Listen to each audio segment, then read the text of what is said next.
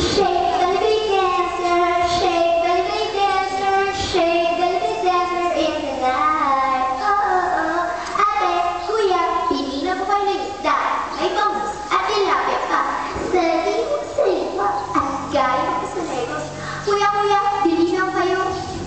Pwede na. Ano mo na? Sige, hindi ako. Dalawang kilo. Anong bayan? Naku kuya, maraming salamat mo.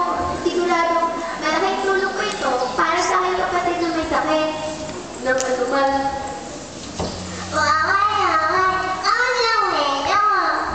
Okay lang eh. Ikaw? Okay lang eh. Salamat sa Diyos at nakakayumay tayo. Tama ka, friend. Siya nga pala, mauna na ako ah.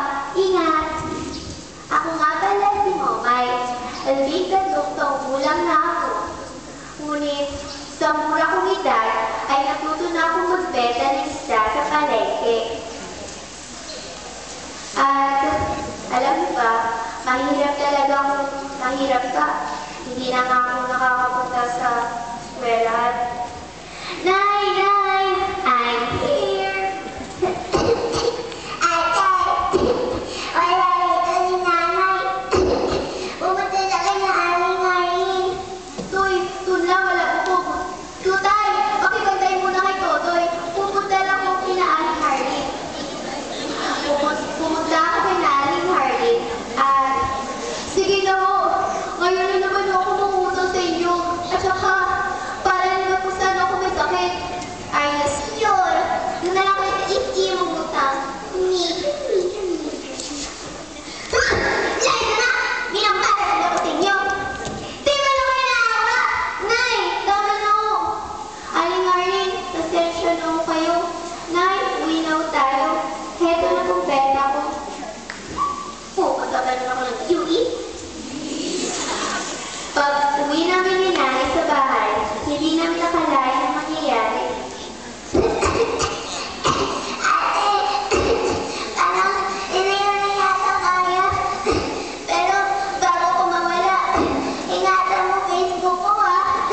Yung password TV, doon lang wala ko. Toy! Nay, Totoy! Anak, kunin mo malunggay. Heto ko, Nay! Anak, kunin mo yung abong sinada. Heto ko, Nay! Anak, kunin mo yung... Ano na, Nay? Yung bato! Heto, Nay! Heto, anak!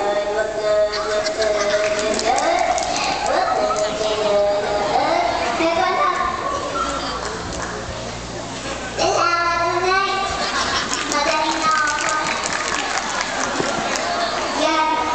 Yan kahirap kung mahirap ka. Minsan, hindi mo alam kung ano ang gagawin. Tatlo kami magkakapatid at ako ang panganay. Ang nanay, wala na trabaho. Ang tatay, wala na. Kung hindi lang sana siya nalunod sa sabaw, siguradong masaya pa rin kami ngayon. Nagbibenta ako ng isda sa palengke. Isda! Isda! No, fishy. Sino ba yan? Nabalitaan ko. Bukod ka, nagramiti ng mita mga mangingisda. Sariwa your face, freak weirdo. Betita, alis na nga. Ale, bili na kayo. Hachi! Sa'yo ba yan? Huwag na nga lang. Ale, ano kayang nangyari? Okay. Ang mga na benda. Ano kayang nangyari? Hindi mo nga rin alam. Ano kayang nangyari? Nagulat kami sa napakalakas na putok. Kaya, dali-dali kami pumunta sa dalampasigan upang malaman kung anong nangyari. At hindi namin nakalain na palang gumagamit talaga ng dinamita ang mga mangingisda. Tama na! Hindi mo yan lahat! Ay nga! Gusto mo ulit! Hindi mo yan lahat! Kawawa na mo, maliliit na isda. Hindi na po maliliit na lahat ay gawan. Pwede na mo matikalan. Kalikas ka dyan!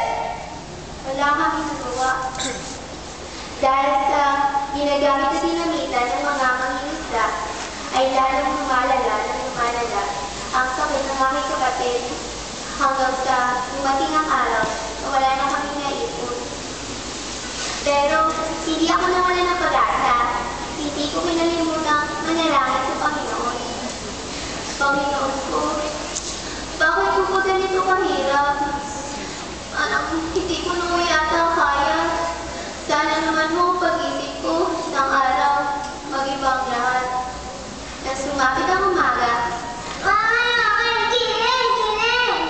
Ano? kasi, Mama, yupo!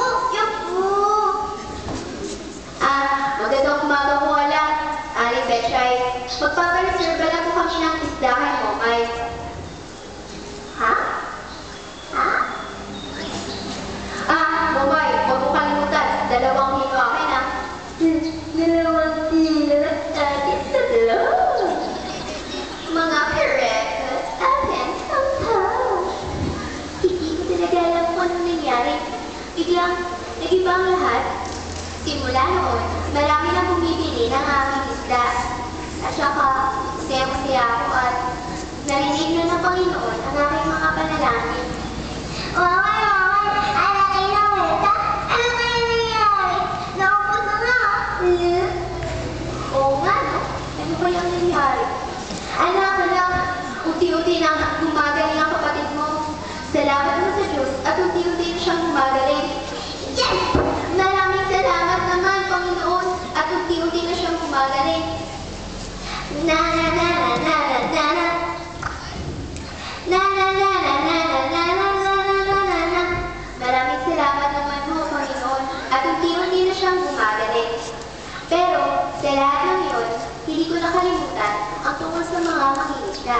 Kaya, pumunta ako sa Lampasigan at... Bakit ba ng tao? Biglang may lumapit. Mobay, gusto ko pala magpasalamat sa babala ko sa akin. At alaman ko na rin ang kalagahan ng kalikasan. Walang anuman ho yun.